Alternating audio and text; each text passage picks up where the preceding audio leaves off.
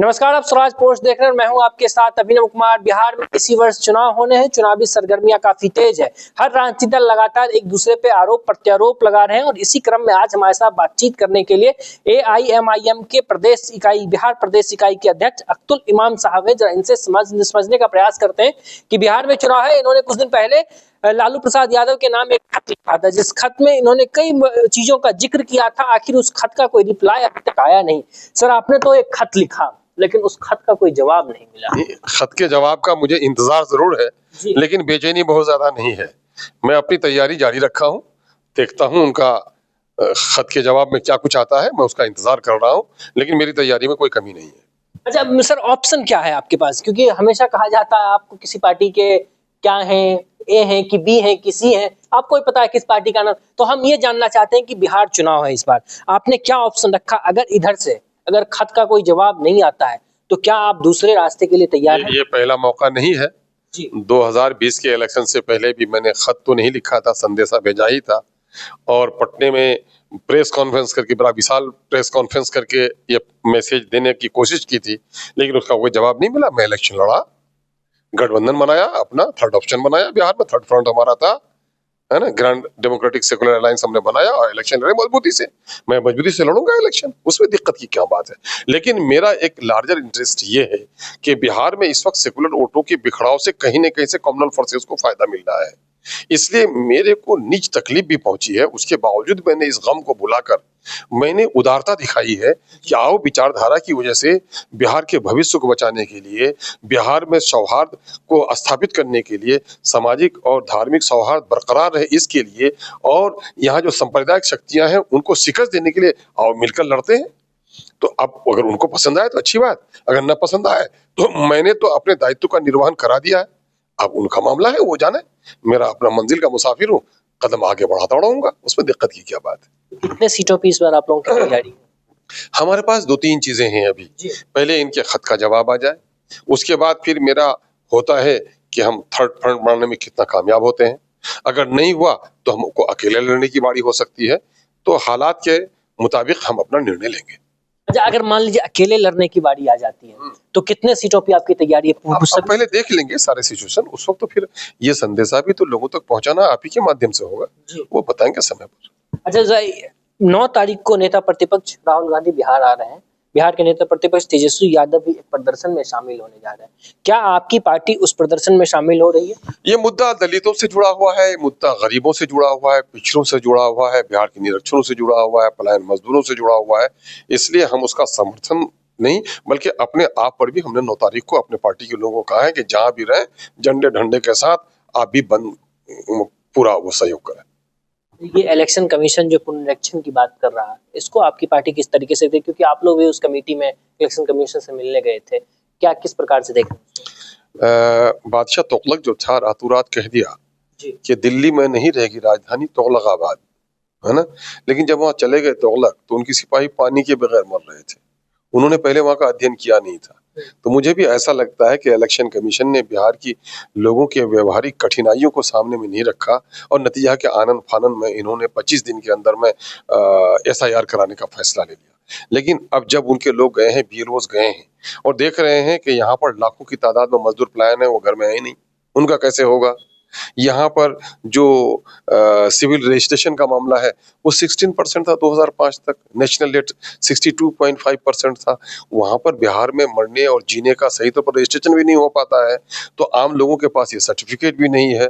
दूसरा ये है कि पढ़े लिखे की संख्या जो है सर्टिफिकेट होल्डर्स वो नियर अबाउट 14% है, तो अधिकांश लोगों के पास वहां पर जन्म प्रमाण पत्र नहीं है। तो एक बड़ी कठिनाई हो रही है। दूसरी तरफ इन्होंने आधार को नहीं माना है, उनके दस्तावेज जो जमीन जायदाद के उसको नहीं माने हैं। इसने कहा कि सरकारी तौर पर आवंटित भूमि हो या सरकारी तौर पर आवंटित उनका भवन हो तभी हम उसको मानेंगे। तो ऐसी कठिनाई। पासपोर्ट को इसने माना है तो बिहार में सिर्फ 2% लोगों को पासपोर्ट है, और जिनको पासपोर्ट है उनके पास जन्म प्रमाण पत्र भी है। तो मामला यह है कि अधिकांश जो मजदूरों का है इसमें बुरा हाल है, लोग परेशान हैं, ऑफिसों के चक्कर लोग काट रहे हैं। लगता है पानी के बगैर जिस तरह मछली तड़पती है, बिहार के आम जनों में यही तड़पन इस वक्त देखी जा रही है। लेकिन सत्ता पक्ष के लोग कह रहे हैं कि ये तो एक प्रक्रिया है ना, वेरिफिकेशन का प्रक्रिया है, वेरिफिकेशन का प्रक्रिया चल रहा, रोहिंग्या और बांग्लादेशी को हम लोग चिन्हित करने का काम कर रहे हैं। विपक्ष को इतना दर्द क्यों हो रहा है? कोई इधर मैं कह रहा हूं कि इस काम से रोकता कौन है? लेकिन अगर यही काम आपको कराना था तो अभी एट द 11th आवर आपकी आंख क्यों खुली है? पार्लियामेंट के इलेक्शन के बाद आप शुरू कर दिए होते।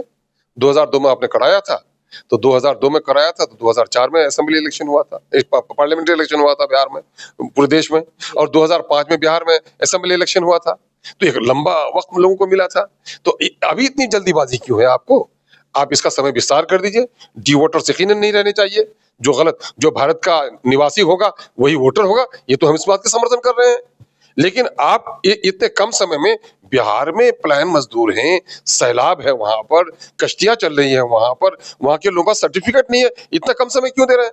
2002 में आपने एसआईआर कराया था, तो उस एसआईआर के जरिए से 2003 का जो वोटर लिस्ट तैयार हुआ है उसको तो आप वैध मान रहे हैं, लेकिन उनको भी कह रहे हैं जन्म प्रमाण पत्र ले आओ। अगर 2002 के एसआईआर के जरिए से वो वैध वोटर थे तो उनके बाल बच्चे कहां से अवैध हो गए? तो ये तो विरोधाभास है इनके मामले में भी। अभी इन्होंने कह दिया है कि नहीं, बगैर कुछ भी नहीं, जब दबाव पड़ा है तो ये कह रहे हैं कि साहब कुछ भी नहीं, वैसे ही सिर्फ फॉर्म भर करके दे दो। तो मामला ये है कि वैसे तो फिर छोड़ नहीं रहे हैं, आप वक्ती गुस्से को ठंडा कर रहे हैं। अगस्त के दरमियान में फिर उसकी स्क्रूटनी करेंगे और फिर सारे पेपर्स मांगेंगे। तो ये बेचारे पलायन मजदूर हैं, एक बार नाम चढ़ाने के लिए जाएंगे, हाँ हमको बड़ी सुविधा दे दी इलेक्शन कमीशन ने, धन्यवाद इलेक्शन कमीशन आपका। लेकिन 1 महीने के अंदर में जो फिर आ जाएंगे वो पंजाब हरियाणा दिल्ली आ जाएंगे, वहां से पत्नी फोन करेगी, जी घर में नोटिस आया है जी, है ना, कागज मांग रहे हैं, कहाँ है कागज, दिखाओ इनको कागज, फिर दौड़ के घर जाएंगे। क्या इनके लिए हवाई जहाज का इंतजाम कराया लोगों ने? क्या ये जो बेचारे गरीब मजदूर कर्ज के पैसे से ट्रेन पे चल के आते हैं, ट्रेन में टिकट भी नहीं मिलता है इनको समय पर, इनके हाल क्या होगा? क्या ये जाकर अक्टूबर नवंबर में इलेक्शन में हिस्सा ले पाएंगे? तो ये बड़ी विडंबना है। इलेक्शन कमीशन से आग्रह करता हूं मैं कि भाई आपका काम सिर्फ डी वोटर्स को चिन्हित करना और वैध वोटरों की लिस्ट तैयार करना नहीं है, बल्कि आपको ऐसे वातावरण, ऐसे हालात भी बनाने हैं कि तमाम तर लोग अपने वोट का प्रयोग भी कर सके। और बिहार में जो तजर्बा कर रहे हैं, इस तजर्बे की भट्टी में लोग जल रहे हैं, लोगों को परेशानी हो रही है। इसलिए इस परेशानी से आप बचाइए और आप इसको स्टे करिए, इसका समय बढ़ा दीजिए।